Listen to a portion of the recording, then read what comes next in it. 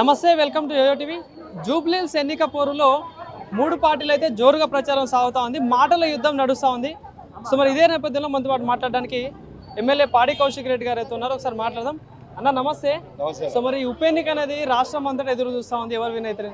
So మరి అభ్యర్థులు సవాల్ విసురుతూ ఉన్నారు. బీఆర్ఎస్ పార్టీ గల్లీలో తిరగలేరంటూ మాట్లాడుతున్నారు. ఏం సమాధానం ఇస్తారు? జూబ్లీహిల్స్ నియోజకవర్గంలో 100కి 100% కేసీఆర్ గారు బలపరిచిన గోపీనాథ్ సునీత గారు భారీ మెజారిటీతో గెలవబోతారు. నంబర్ 1. జూబ్లీహిల్స్ నియోజకవర్గ ప్రజలారా ఒక్కసారి ఆలోచన చేయండి. ఇలా లోకల్ ఉన్న కాంగ్రెస్ రౌడీ అయిన అభ్యర్థి ఏమంటా ఉన్నాడు? ఎమ్మెల్యేలని, ఎంపీలని, కార్పొరేటర్లని, ప్రజాప్రతినిధులందరినీ కూడా నేను మర్డర్ చేస్తా అని చెప్తా ఉన్నాను.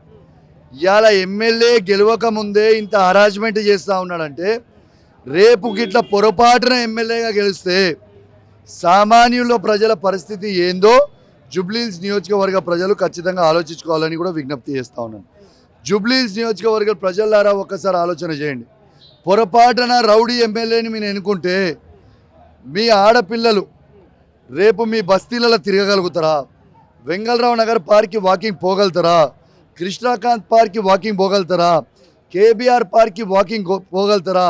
రోడ్ల మీద వీధి రౌడీలు కూర్చొని ఎట్లా చిడాయిస్తారో, ఎట్లా ఇబ్బంది పెడతారో, రేపు బిజినెస్ సెంటర్ల దగ్గర ఎట్లా పైసలు వసూలు చేస్తారో ఈ రౌడీలు ఒక్కసారి మీ అందరు కూడా ఆలోచించాలని విజ్ఞప్తి చేస్తూ ఉన్నాను.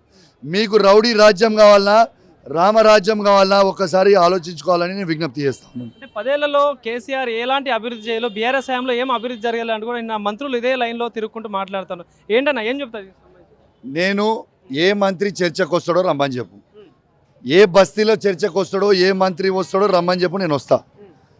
కేసీఆర్ హయాంలో ఎంత అభివృద్ధి అయింది ఇది హైదరాబాదు, కాంగ్రెస్ హయాంలో ఎంత అభివృద్ధి అయిందో ప్రజలే చెప్తారు. కూర్చొని చర్చ పెడదాం. ఇది ఏంది పబ్లిక్ ఈ నుంచి గల్లీ మొత్తం నింపుదాం, ఇక్కడ స్టే చేద్దాం. కాంగ్రెస్ పార్టీ నుంచి ఒక మంత్రి, ఏ మంత్రి వస్తాడో రమ్మని చెప్పు. బీఆర్ఎస్ పార్టీ నుంచి నేను వస్తా, రమ్మను చర్చ చూద్దాం ఏం చేసిరు. ఇలా హైదరాబాదు ఏ విధంగా చేసినామో తెలియదా? ఇలా హైదరాబాద్ ఎంత అద్భుతంగా కనబడతా ఉంది. ఎంత దద్దమ్మలంటే, ఎంత చేతగానోళ్ళు ఈ కాంగ్రెస్ పార్టీ వాళ్ళు అంటే, ఈ కాంగ్రెస్ మంత్రులు అంటే. కేసీఆర్ గారు ఈ బస్తీలో కేసీఆర్ గారి నాయకత్వంలో గోపీనాథ్ గారు 12 కోట్ల రూపాయల డ్రైన్ శాంక్షన్ చేసిండు. 2 కోట్ల రూపాయల డ్రైన్ పనులు అయిపోయినాయి. 10 కోట్లు ఎందుకు ఆపినరు? ఈ బస్తీ అంతా మునగడానికి కారణం కాంగ్రెస్ పార్టీయా కాదా? దీనికి జవాబు చెప్పాలి కాంగ్రెస్ మంత్రులు. సిగ్గు అనిపిస్తలేదా? ఈ బురద నీళ్ళ మీద నడచలేదా మంత్రులు? ఆడ పన్నెట్లా ఎందుకు ఆపినట్టు? ఖచ్చితంగా కర్ర కాల్చి వాత పెడతారు. వాళ్ళు ఫ్రస్ట్రేషన్లో ఉన్నారు.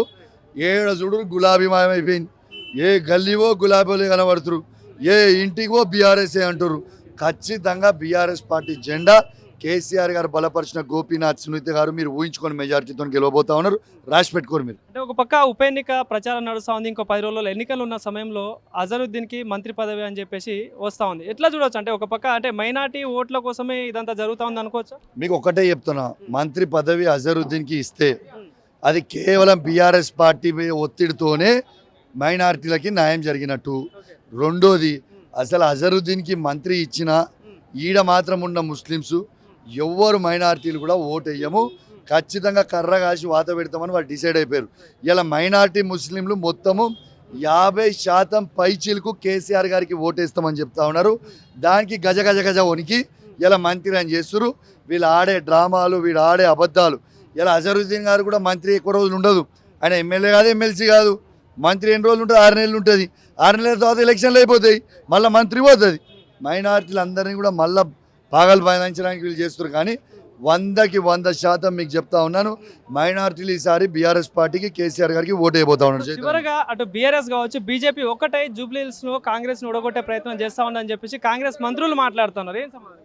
మాకు ఏ పార్టీ అవసరం లేదు. మేము బీఆర్ఎస్ పార్టీ, కేసీఆర్ గారి బొమ్మ, కేసీఆర్ గారి జెండా, ఈ గులాబీ జెండానే తెలంగాణ ప్రజలకు అండా, జూబ్లీహిల్స్ ప్రజలకు కూడా అండా. మేమే ఖచ్చితంగా మళ్ళీ ఓటు వేసేది బీఆర్ఎస్ పార్టీకి. కేటీఆర్ గారు రోడ్ షో కూడా ఉంటుందని చెప్పేసి వస్తా ఉన్నాయి. సో ఎట్లా ఉండబోతుంది మరి ఈ 10 రోజులు? కేటీఆర్ గారు రోడ్ షోలు తర్వాత దద్దరి వెళ్ళిపోతుంది. ఇక కాంగ్రెస్ వాడు ఎవడు ఉన్నాడు, పారిపోతారు ఇక అందరు గ్యారంటీ. మెజారిటీ ఎంత రావచ్చు అనుకుంటున్నారు? మీరే చూస్తారు. నవంబర్ 14 తారీఖున ఎంత వస్తుందో మెజారిటీ.